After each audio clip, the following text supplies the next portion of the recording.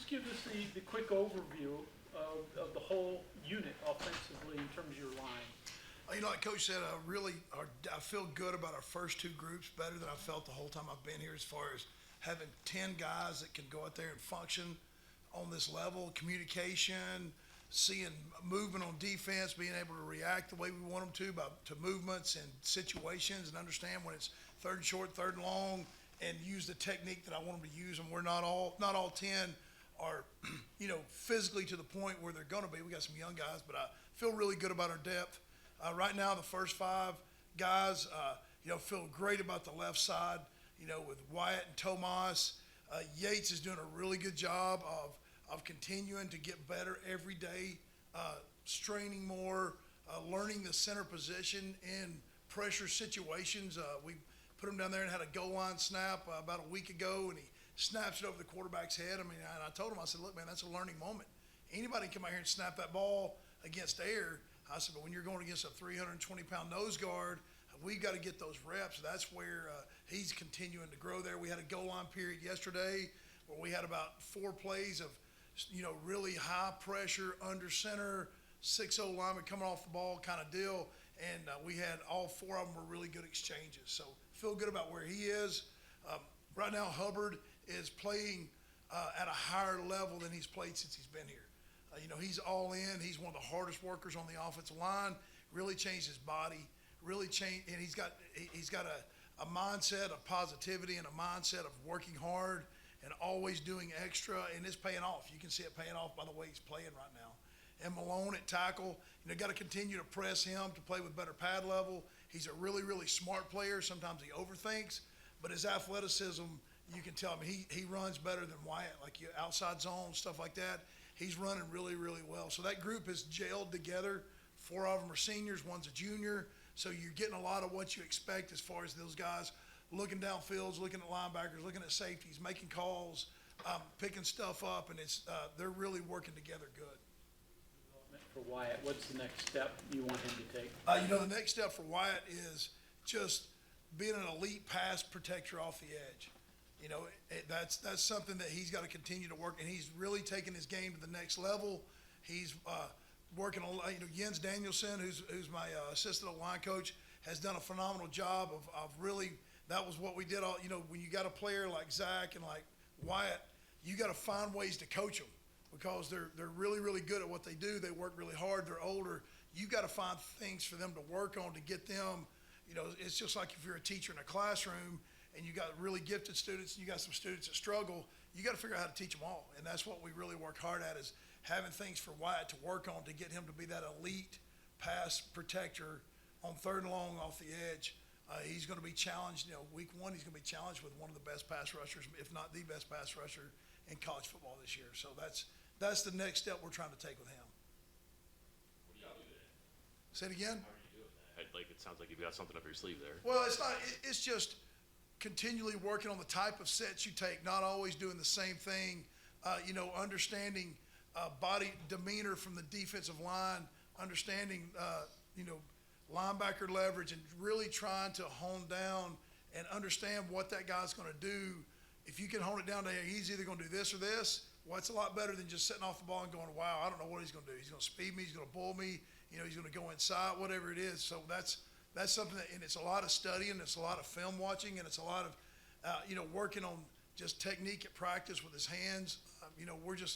We're just doing all those little things to help him, become, because he wants to be the best, and that's what he will do whatever you ask him to do to be the best. You've got expectations for this group. For it to perform the way you want it to, what does that entail? What does that look like? Communication's number 1. We've been, for PFF for 2 years in a row, we've been one of the highest rated offensive lines for getting hats on hats. It's a percentage of unblocked players at the point of attack, I believe, is what we've been top 3, for 2 years in a row. And that is a huge part. You want to move people, you want to knock people back, but what you don't want to do is knock somebody back one time and then turn a guy loose 2 times. You know what I mean? So it's about communications, number 1, understanding defenses, getting hats on hats. And then, the second part is just straining. straining every snap, understanding that to play the offensive line, you got to strain every single snap. And that's the two things we work on and we talk about every single day is attention to detail and strain. And if offensive line, if you can do that every single day and continue to get better and better. So that's what I'm looking for is attention to detail would be the communication part. We got to be great communicators and we just got to strain. We got to run our feet. We got to strain. We're playing some great defenses this year. One other thing here, your career, you've predominantly played specific guys a lot, got a lot of snaps. Are you at the point now where you can force yourself to maybe play some more guys and rotate them around a little bit more? Are you at that point yet where you can do that? Well, I'm closer than I've ever been of being able, if you went up there today and you watched us play, you would have no idea who the starting five were because every period I had different guys working with it. It's not just going ones and twos, it's going three of the starters, two of the second team guys, and then three of the second team guys and two starters. And, you got to sit here and look at, okay, has Hubbard played beside Tomas enough?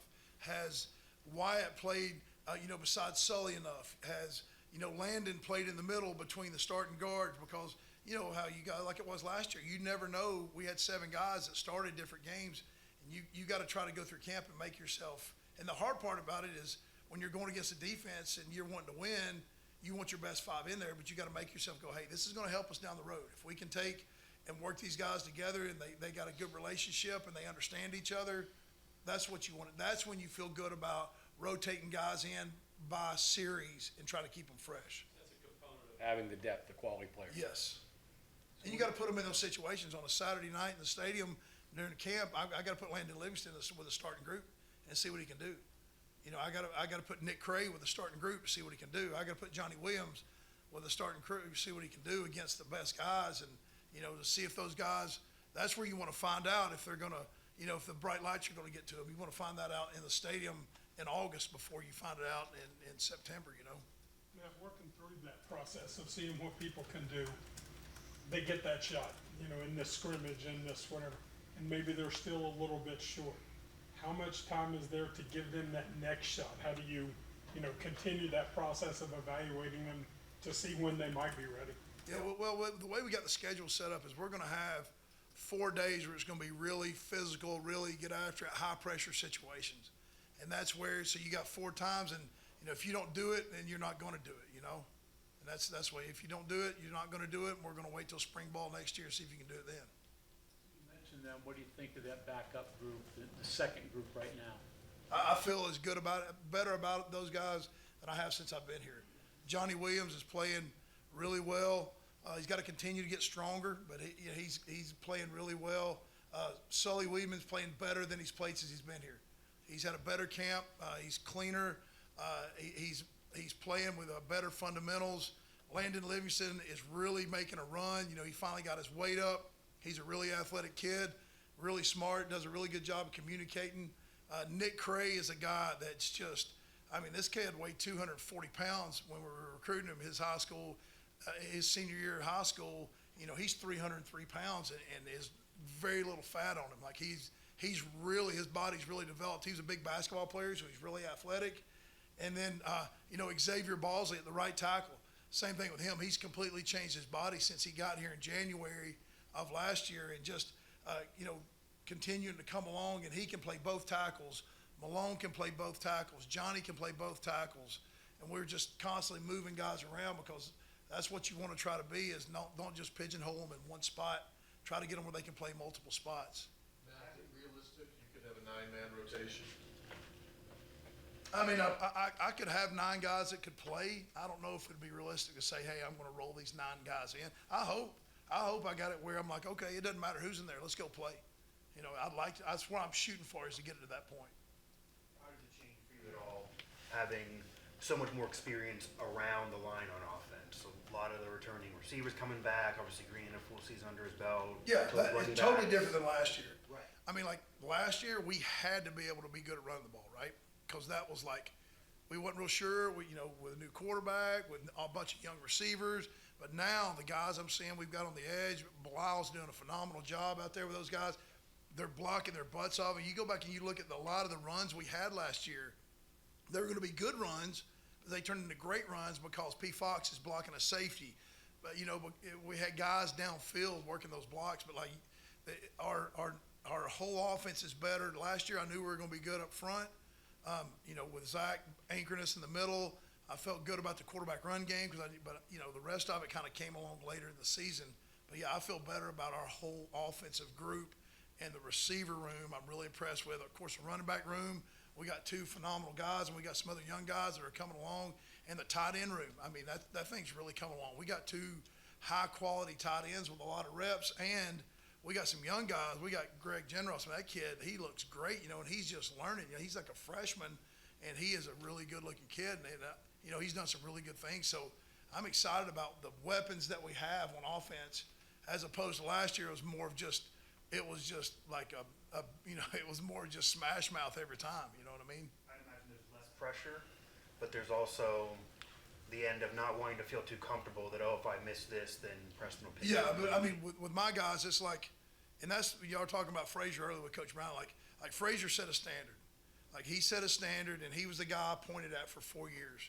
Be like him, do like him, work like him, study like him, practice like him, play like him.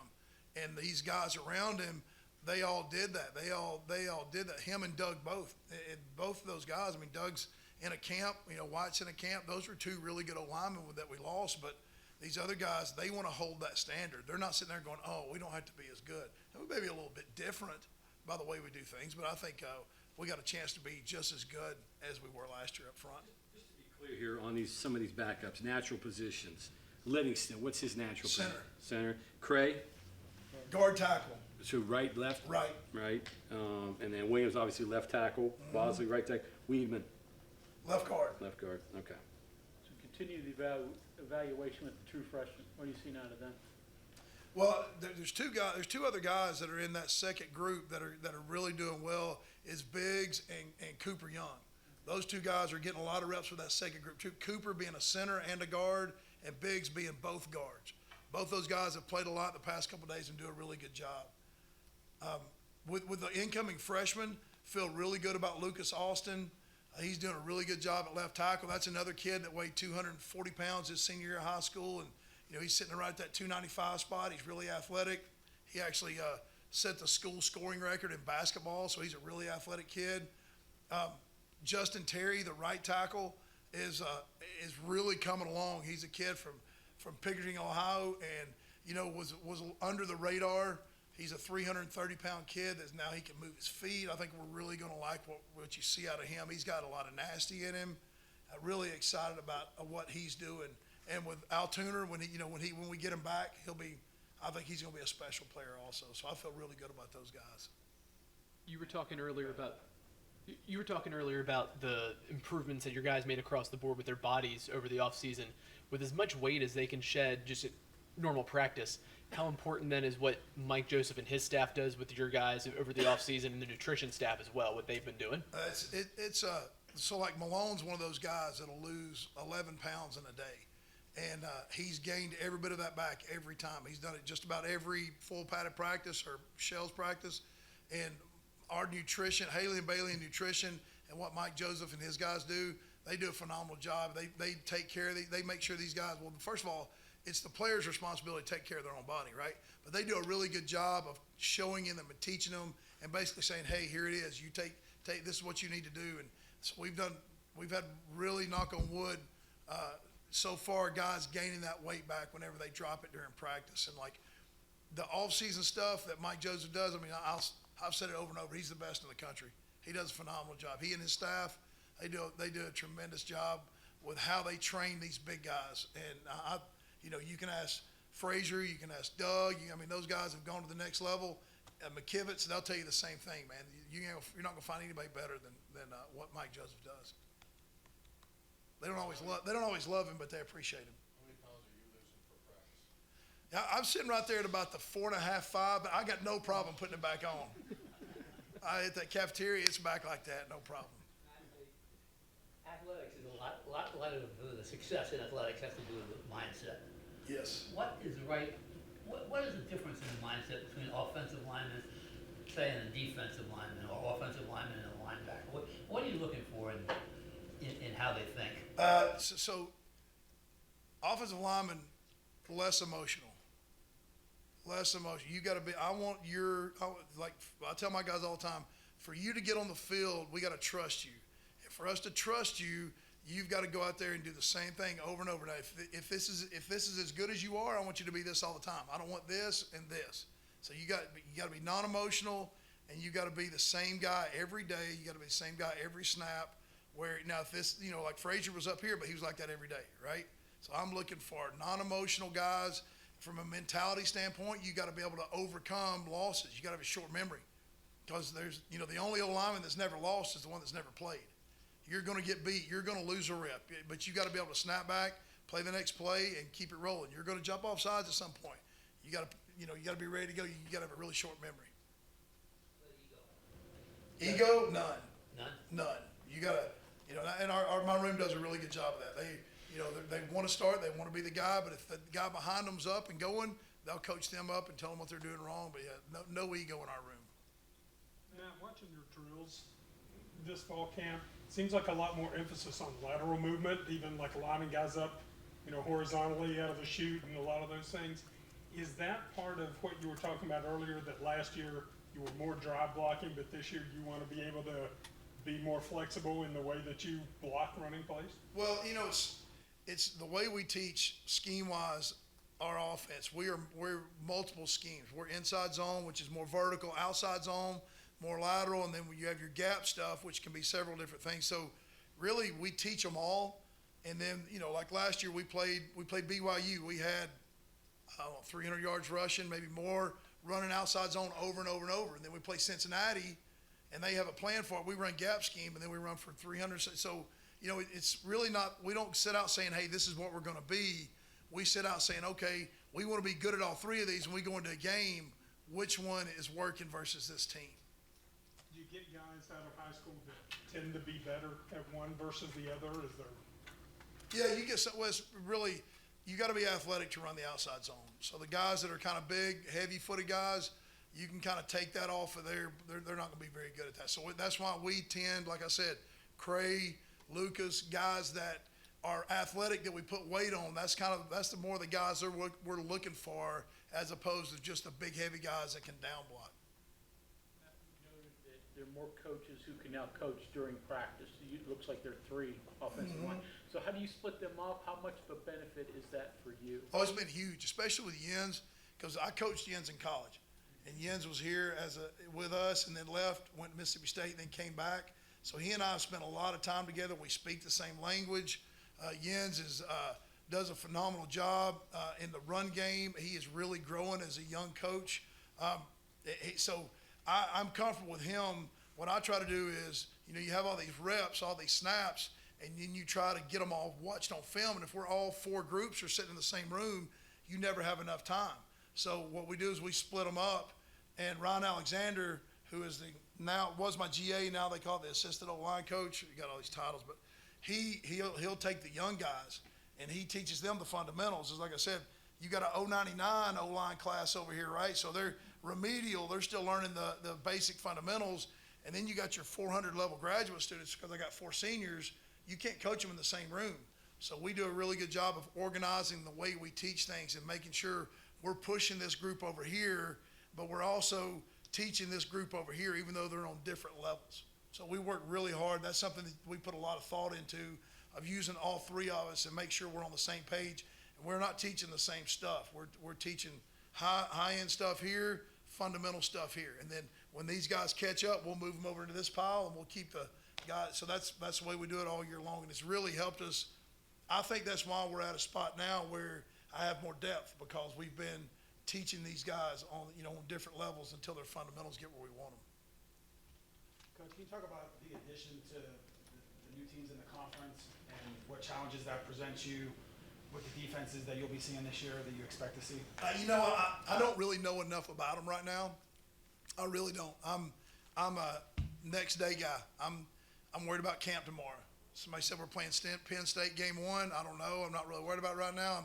I'm trying to make sure we're ready for this scrimmage on, next time we practice hard on Saturday.